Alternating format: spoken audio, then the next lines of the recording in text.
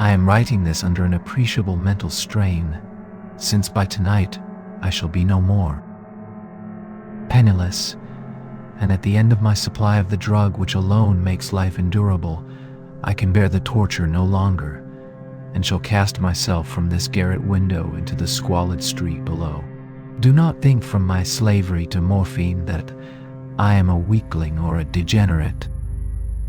When you have read these hastily scrawled pages, you may guess, though never fully realize, why it is that I must have forgetfulness or death.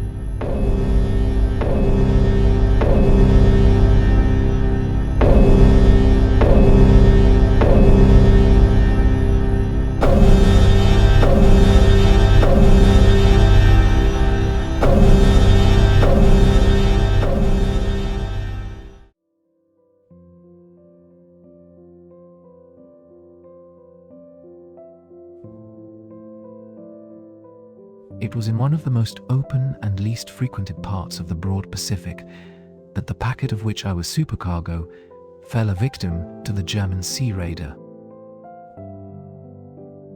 The Great War was then at its very beginning, and the ocean forces of the Hun had not completely sunk to their later degradation, so that our vessel was made a legitimate prize, whilst we of her crew were treated with all the fairness and consideration due us as naval prisoners.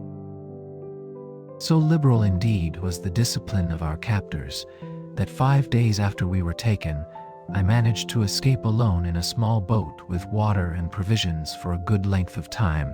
When I finally found myself adrift and free, I had but little idea of my surroundings. Never a competent navigator, I could only guess vaguely by the sun and stars that I was somewhat south of the equator. Of the longitude I knew nothing, and no island or coastline was in sight. The weather kept fair, and for uncounted days I drifted aimlessly beneath the scorching sun, waiting either for some passing ship or to be cast on the shores of some habitable land. But neither ship nor land appeared, and I began to despair in my solitude upon the heaving vastnesses of unbroken blue. The change happened whilst I slept. Its details I shall never know, for my slumber, though troubled and dream-infested, was continuous. When at last I awaked, it was to discover myself half sucked into a slimy expanse of hellish black mire, which extended about me in monotonous undulations as far as I could see, and in which my boat lay grounded some distance away.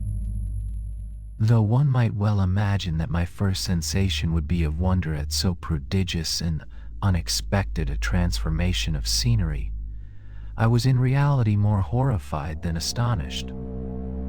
For there was in the air and in the rotting soil a sinister quality which chilled me to the very core.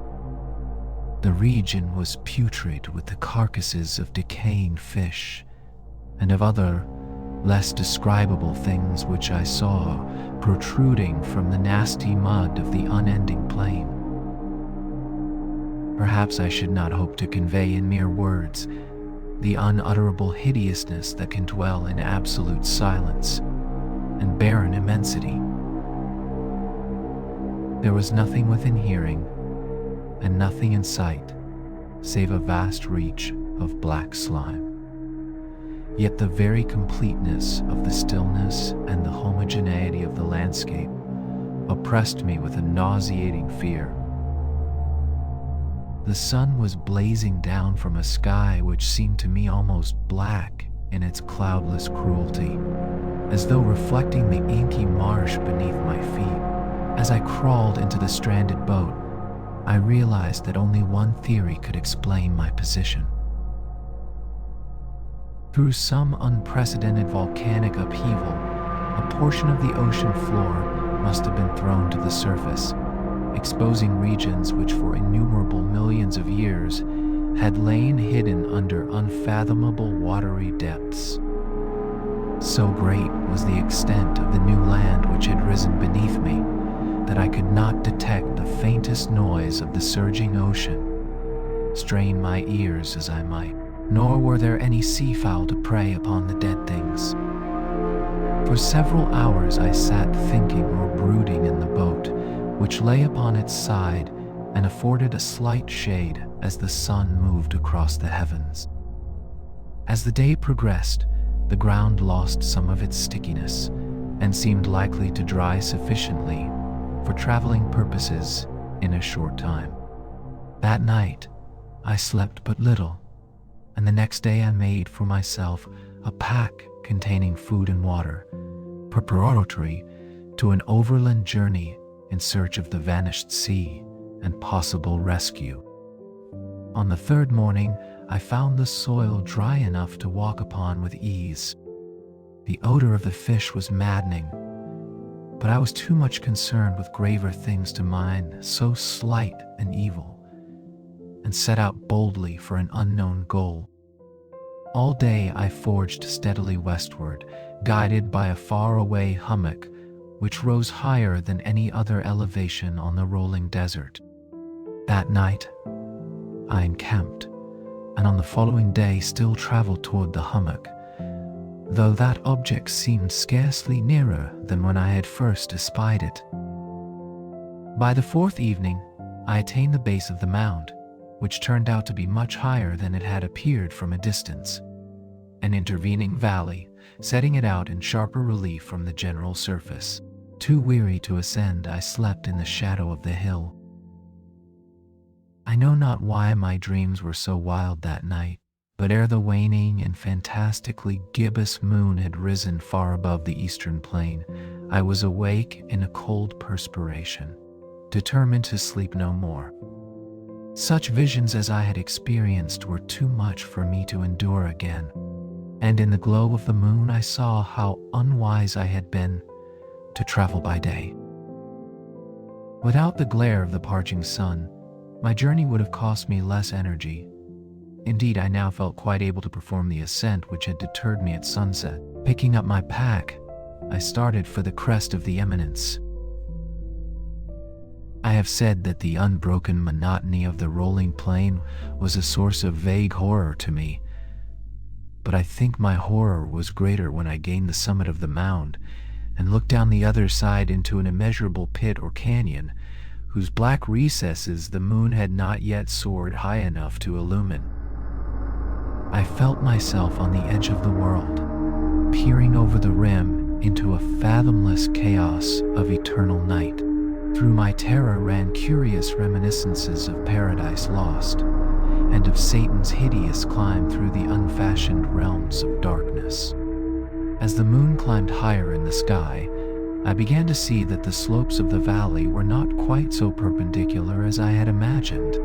Ledges and outcroppings of rock afforded fairly easy footholds for a descent, whilst after a drop of a few hundred feet, the declivity became very gradual.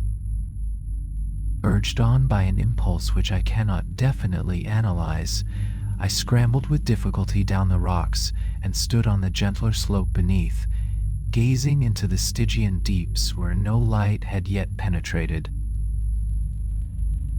All at once my attention was captured by a vast and singular object on the opposite slope, which rose steeply about 100 yards ahead of me. An object that gleamed whitely in the newly bestowed rays of the ascending moon. That it was merely a gigantic piece of stone, I soon assured myself, but I was conscious of a distinct impression that its contour and position were not altogether the work of nature.